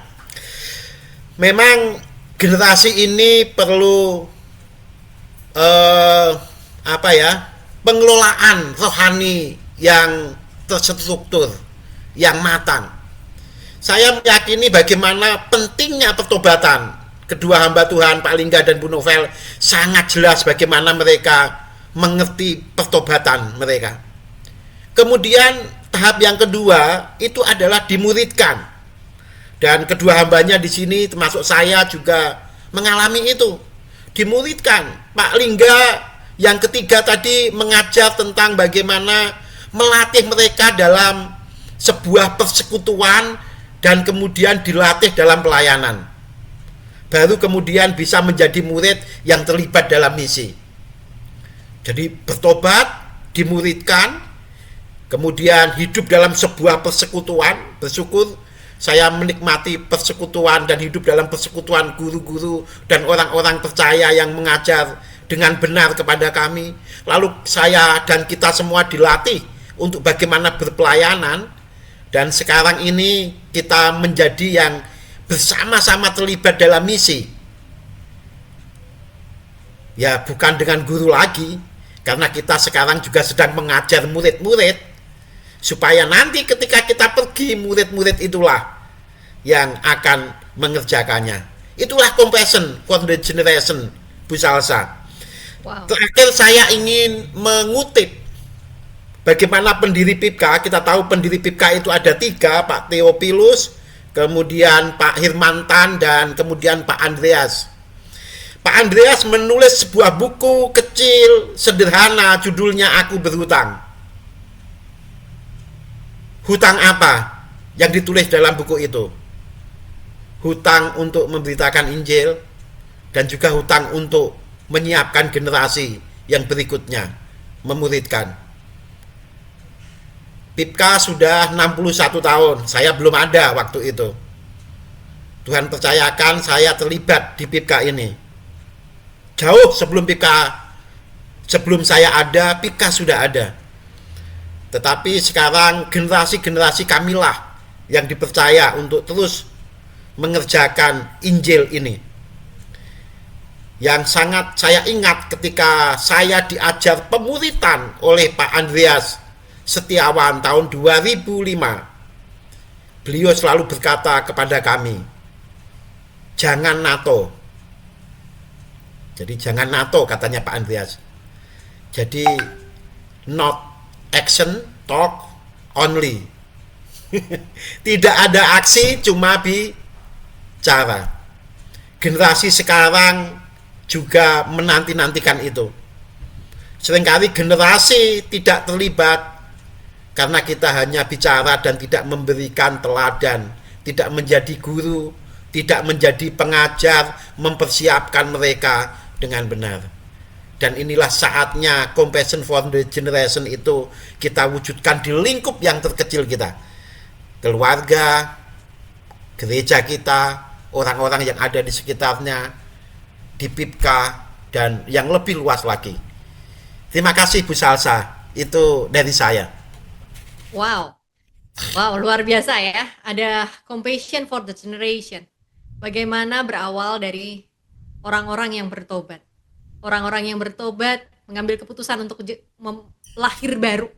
Setelah lahir baru, nggak berhenti sampai di situ. Apa yang harus dilakukan? Kamu menyediakan diri untuk menjadi murid. Bersedialah untuk dimuridkan dan bersedialah untuk bertumbuh. Suatu saat nanti, ketika kamu sudah dimuridkan, kamu sungguh-sungguh menjadi murid Kristus. Suatu ketika, kamu juga akan memuridkan orang-orang lain. Itu dari Pak Suko. Terima kasih Pak Lingga. Pak Suko, Bu Novel, nggak kerasa kita almost 2 hours kita talking ya. Banyak sekali yang diceritakan di edisi spesial kali ini. Saya bersyukur sekali kita boleh bercerita banyak hal. Mendengar kisah dari Pak Lingga, Bu Novel, bagaimana Tuhan memanggilnya secara spesifik, dengan cara yang unik, dengan cara yang begitu private. Ya, mungkin Pak Suko pun sempat bercerita bahwa Pak Suko sempat belajar dengan para guru-guru yang disebutkan Pak Lingga dan Bu Novel. Dan inilah Pipka hadir dengan api yang menyala-nyala. Bukan untuk dirinya sendiri, tetapi untuk generasi-generasi di masa depan. Itu dari saya. Terima kasih sudah menyaksikan God's Calling. Ya, kita mendengar begitu banyak cerita inspiratif dan saya berharap sekali Kekasih Muria, Pipka Lover, warga GKKMI boleh menangkap banyak cerita indah ini. Ayo, jadikan ini seperti api yang menyala-nyala. Biar kita semakin menyala, biar kita juga semakin terbakar untuk terus menjadi berkat, menjadi warta buat Tuhan ya, mewartakan cinta kasih Tuhan, berbagi kasih juga dengan banyak orang. Terima kasih sudah mendengarkan God's Calling episode kali ini spesial. Selamat ulang tahun Pipka yang ke-61. Sampai jumpa lagi. Bye-bye. Tuhan Bye-bye, memberkati. Tuhan Yesus memberkati.